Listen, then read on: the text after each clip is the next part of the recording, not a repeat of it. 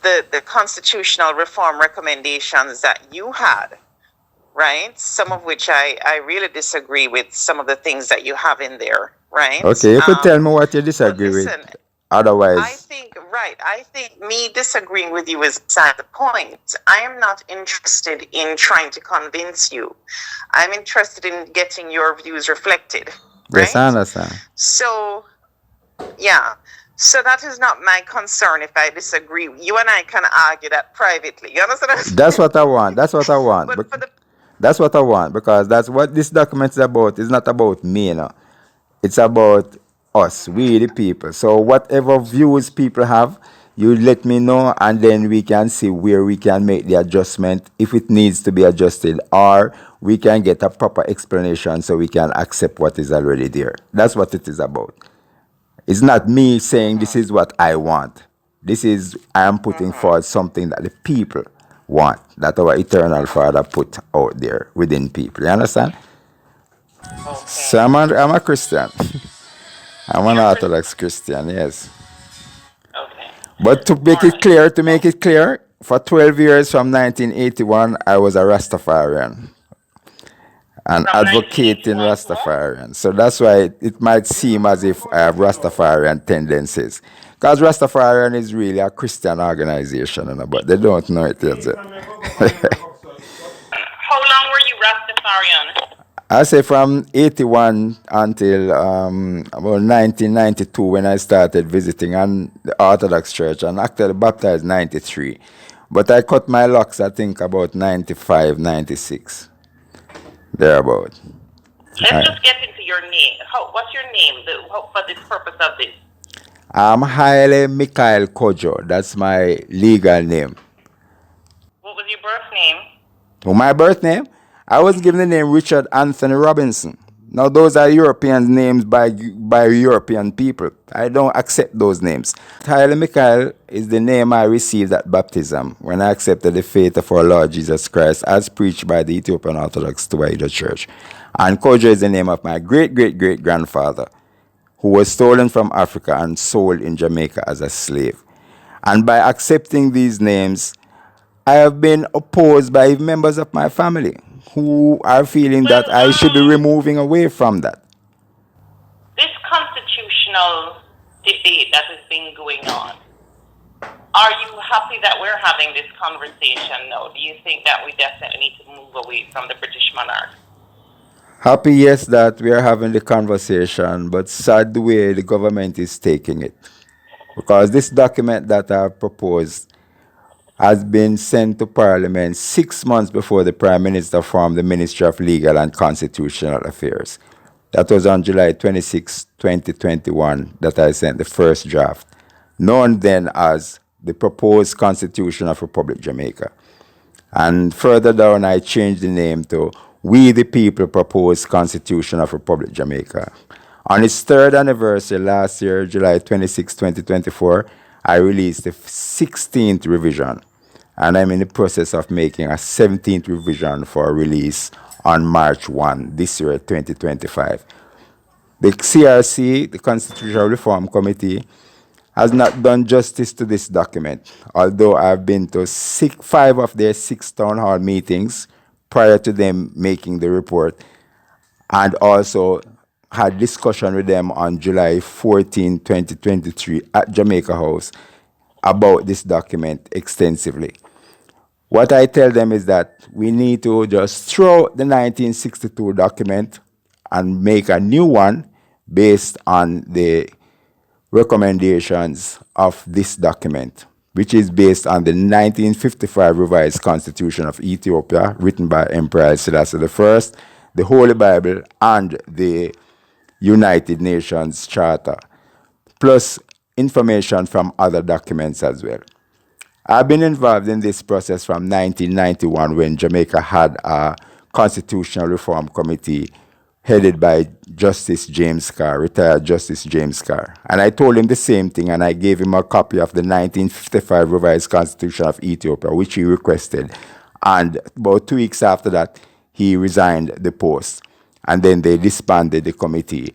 And ironically, this Constitutional Reform Committee that was established in 2023 is working off the report of that 1991 to 1995 report of this Joint Select Committee of Parliament. So I've been involved in this process from, you could say, the beginning. You're unhappy with the fact that you're not. You said happy, yes, that we're having the conversation of separating from the monarch. Yes, but not the way how it is being put forward. Happiest with. Let me tell you exactly now. The Constitutional Reform Committee, the Minister Marlene Malahoo Forth of the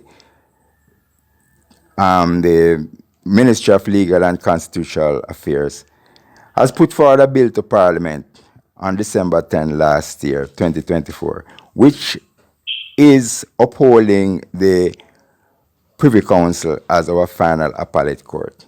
How can we say we are moving away from the British monarchy when we are upholding the appellate court, our final appellate court being the Privy Council, when it is the Privy Council that advises the British monarch as to what is to be done legally in the country? That doesn't make sense. And that is one of the contentious issues, or the main contention that the opposition PNP has with the CRC and the government. That's why they didn't, first of all, sign the report. None of their 3 members signed the report that the CRC made, although they were on this committee. And none of the senators are going to sign the bill either. So it's a waste of 2.814 billion Jamaican dollars that has been budgeted, and much of it, I'm sure, was spent.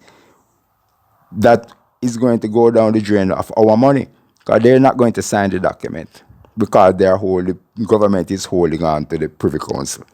Indeed, our Prime Minister recently went and became a Privy Councillor himself. So we have to wonder who really means business, who is serious about what. What does that really mean? I've often wondered about that. What does it mean that the Prime Minister has become a member of the Privy Council? What does that really mean in the context of Jamaica's highest court being the Privy Council? The fact that he's a Privy Councillor, what does that mean? It means that he's in a position to advise the monarch on matters of law and other things.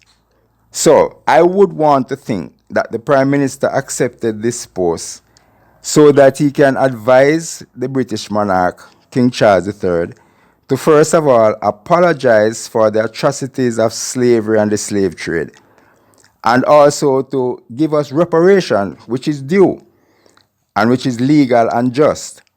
So I would want to think that these are the reasons why he became a Privy Councillor, knowing the requirements and the duties of the Privy Council. Okay. So if you had to say the Privy Council is your biggest bone of contention in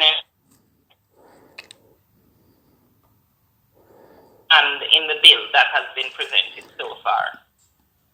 The bill, from what I understand, you can always tell me if I'm wrong, but from what I understand, the bill can still go to a referendum, even if the opposition and the Senate is not going to pass it. It can still go to a referendum and pass if 2/3 of voters say yes, we're going to separate from the monarchy. Well, first of all, the contention about the Privy Council is not mine. It's opposition PNP. The contention about the Constitution itself, for me, is this: the entire document needs to be removed and write a new one, like unto the one that has been proposed by we the people here. It gives the sovereignty to the people of Jamaica and states out in 86 articles, including one for amendment, how we proceed. Now, the bill has, according to the rule of law that the government is following, which is dedicated or designed by the Constitution of 1962 itself, is that first the bill must be placed to the Parliament, they must debate it, and then it is signed off, agreed to by both the House of Representatives and the Senate before it comes to the people for referendum. So and it needs 2/3 of the members of the Senate to sign off on it, and a majority or 2/3 same way for the House of Representatives. Now, the governing JLP has 2/3 majority in the House of Representatives. So it's a foregone conclusion that they will sign. However, they only have 13 senators, and the PNP has 8. So they need 1 senator, which they're not going to get. So that bill will never come to the people for a referendum. So it's a waste of time and money. No. Listen, I can send you something that I got in writing, where it says that even if the Senate doesn't pass it, it can still go to the people. However, when it goes to the people, it will require 2/3 of the electorate to pass. No, but it cannot go to the people until the Senate signs off on it. No, it says here in this particular document that even if the Senate doesn't pass it, it can go to the people, but there is a higher bar now. I think this is what I'm trying to understand. Like, let us say the Senate passed it and the opposition, went through with it. It still has to go to referendum. I think you know that, right? And so what I'm trying to figure out is, does it need only a simple majority to pass? What I do know is that from this document, if the Senate does not approve it, the bill as is, yes, it can still go to referendum. However, it will need 2/3 of the electorate to pass it. Okay, and noting the voting trend of the electorate, we will never get 2/3 of the people voting for that document when the majority of the country is adamant to get rid of the British monarchy. We can look at it ourselves. What is needed, as I keep telling this government, we need to just get rid of that document in its entirety, write a new one. This is what I call a bloodless revolution. It just needs 63 signatures, the 63 elected representatives of the government, the House of Representatives. That's what we need, and have our revolution. We don't need to kill anybody. The Americans did it, the French did it, even the English did it, revolting against the Romans who were running their country. Even with the Church of England, they break away. What I'm asking is, why do you say we'll never get 2/3 of the electorate to vote in favor of this bill when the crux of the bill is to separate from the monarchy? But the bill is not separating from the monarchy, my sister. The bill is upholding the Privy Council. And the Privy Council is the one who, in the 1670s, advised the King of England, at that time King Charles II, to go take out charters for people like John Hawkins to go to Africa to take people there by force and put them to slave on plantations in the West Indies, Jamaica, one of them, for nothing. People are not going to sign off on that. They're not going to accept that. Anybody who thinks that the Jamaican people are going to agree with that, 2/3 of 2.odd million, 2,062,000 people on the voters list for November 30, 2024. If anybody thinks that 2/3 are going to go out and vote in agreement of that, then they're under a big cloud of illusion. That's an illusion. People not even voting right now. 62% did not vote in the last election, 2020, to elect their own government. Much more to agree to them being in slavery again under this Privy Council system. Hold on, I have a question. Is it 2/3 of the electorate? When you say the electorate, like, let us say it's only 30% of the people show up to vote, right? If 30% show up to vote, is it the 2/3 of that 30%? If that is, well, if 2/3 of the electorate is to sign off on it, that means 2/3 of those who are on the voters list, not 2/3 of who show up to vote. Because, really? Right, it must be. How else we are talking about justice? If we're talking about 2/3 of the electorate is the amount of people on the voters list who are qualified to vote. That's the electorate. How much turn up is debatable. However, if we're talking about a referendum where we need 2/3 majority, of the electorate. We're talking about 2/3 of 2,062,000 that are on the voters list now since the November 30, 2024 voters list was published. The next one will be in May 31, 2025. So we can't think that 5,000 people voted and 2/3 of that agree. And then what happened to the other 2 million and odd people who did not vote? They are saying that they don't want to participate in this process. So we have to count them. Otherwise, we are doing injustice to them. And it's going to cause a bloody revolution, which we don't need. Jamaica doesn't need that. We don't make guns. Why are we going to, who are we going to use to, and then who are we going to kill? Our neighbors? We don't need that. We need to bring the country forward. Right. So do you believe, though, that the people aren't going to say, like the government is saying, let's do it in phases. Let's get this done first, and then we'll deal with the Privy Council second. Do you not buy that argument by the government? Like most people will just say, all right, getting rid of the monarch as head of state is the first phase. The Privy Council is the second phase. So I'm going to vote yes. You don't think enough people, 2/3, will vote yes? That is not practical because the British monarch is tied to the Privy Council. So it's not practical. However, this document that has been proposed, we the people propose Constitution of Republic Jamaica. It sets out a full list of an entire body of laws for the country of Jamaica, which is uniquely Jamaican. It has a CCJ as our head of our appellate court, final appellate court, which can be changed by a referendum further down the road. It has, as I said, Article 86 for amendment. It gives the sovereignty to the people of Jamaica. It gives the people of Jamaica the right to elect their prime minister and deputy prime minister nationally. They are called prime minister and deputy prime minister because it caters for 10 ministries, of which the prime minister is the head, because one of them is the office of the prime minister. These are stated things. It has clause for amendments. It has set election dates. The third Thursday in February every 4 years, beginning 2026, because it is set to be implemented this year on Heroes Day, October 20, 2025. The date has been pushed back from the first revision because Parliament is not prepared to look at it seriously. All 63 members of the House of Representatives and all 21 senators have had the original copy plus various revisions of it.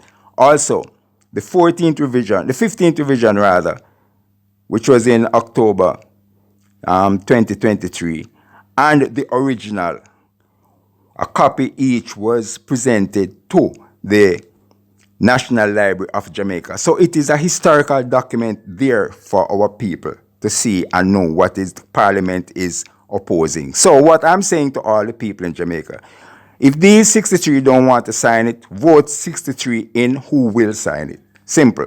And we get on with our life. But we have wasted already almost 3 billion Jamaican dollars.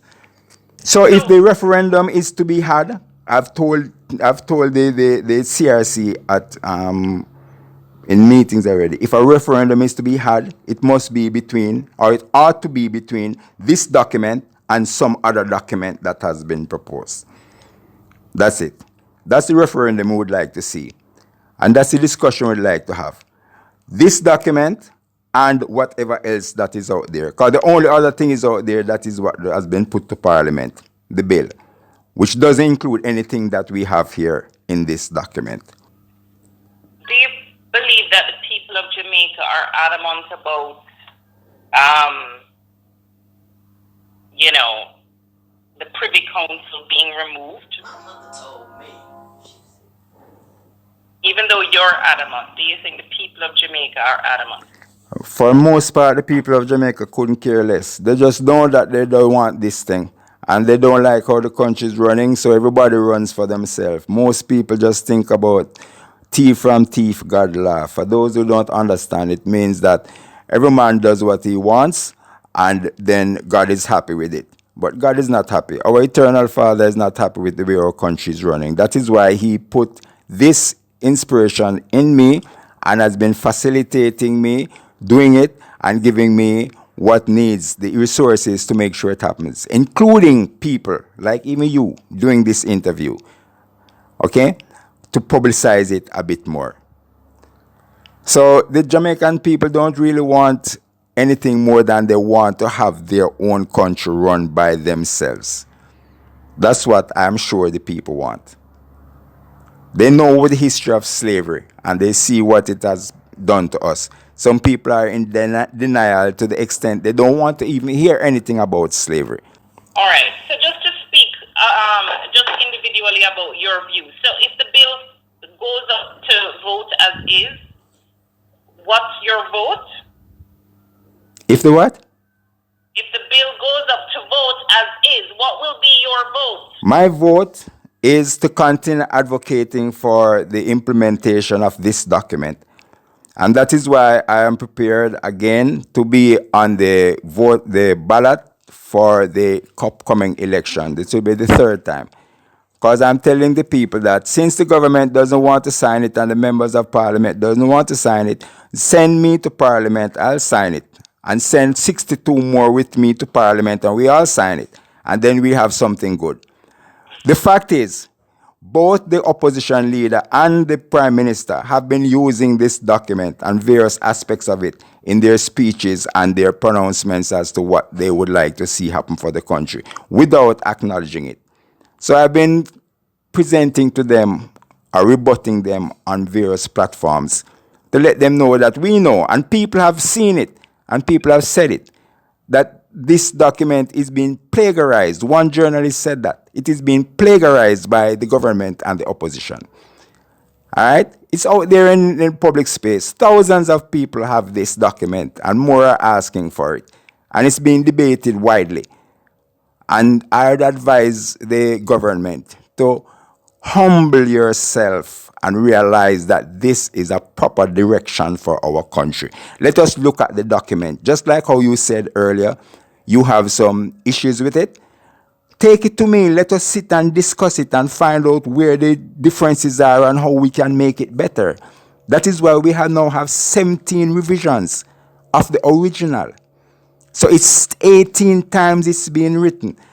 And I have had discussion with attorneys at law, Gordon Robinson, noted journalists as well, and Anthony Gifford, and others, some of whom are not named. I've been to the Maroons, got their information as indigenous people. So this is not a fly-by-night hurry come up wanting something to somebody who is the author to make it look like I am somebody. No, this is something that is, as I said, designated by our eternal Father for our development. Okay. All right, Coach. Thanks so much for the interview. And thanks for having me. I shall use your comments. That part I have no control over, but at least we've done the interview. Well, we can just watch and see, But you mentioned what is my determination if it comes to vote.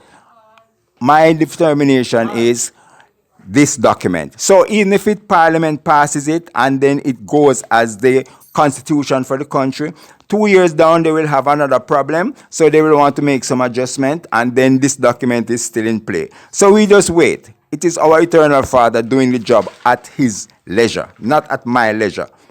I am indisposable to him. I am just a servant of his. You understand me? So I have nothing to lose. I am not anxious about this. I have nothing to lose. I will never be disappointed over the work that I have done with this document. That is the fullness. All right. Thanks so much. You hear? Thanks very much for having us here on the program. And to God be the glory. Okay. All right, cool. Bye.